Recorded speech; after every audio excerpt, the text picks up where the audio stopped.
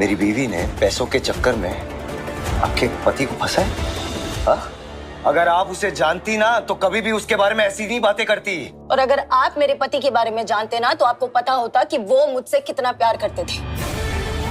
वो कभी भी कुछ भी गलत नहीं कर सकते। तो मेरी बीवी भी कभी भी कुछ गलत नहीं करती थी, और जितना प्यार वो मुझसे करती थी ना, ये आप कभी समझ भी नहीं पाओगे। दोस्तों स्वागत है आपका मेरे YouTube चैनल इन्फॉर्मेटिव टॉप में। दोस्तों गुम है किसी के प्यार में जैसे कि मैंने आपको कल बताया था कि तेजस्विनी की तो हो गई है डेथ और रजत की भी दोस्तों, और इस कारण सवी और नील दोनों ही परेशान हैं। और दोस्तों उन दोनों को ही अपने घर में काफ़ी कुछ बुरा भला सुनना भी पड़ता है दोस्तों।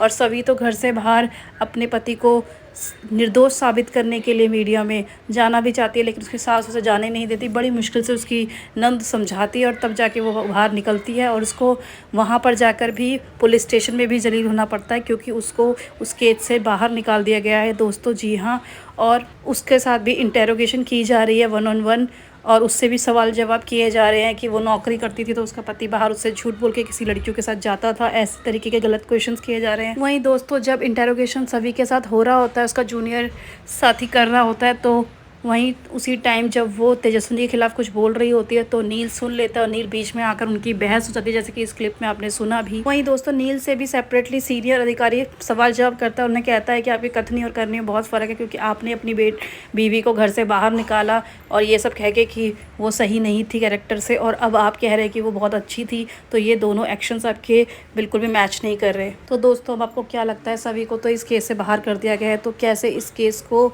सही तरीके से मर्डर को पता लग पाएगा, और आपको क्या लगता है कौन होगा इसका मर्डर? मुझे कमेंट सेक्शन में ज़रूर बताएं। बाकी आगे की स्टोरी कल इसी समय इसी वक्त। अभी के लिए टाटा बाय बाय दोस्तों।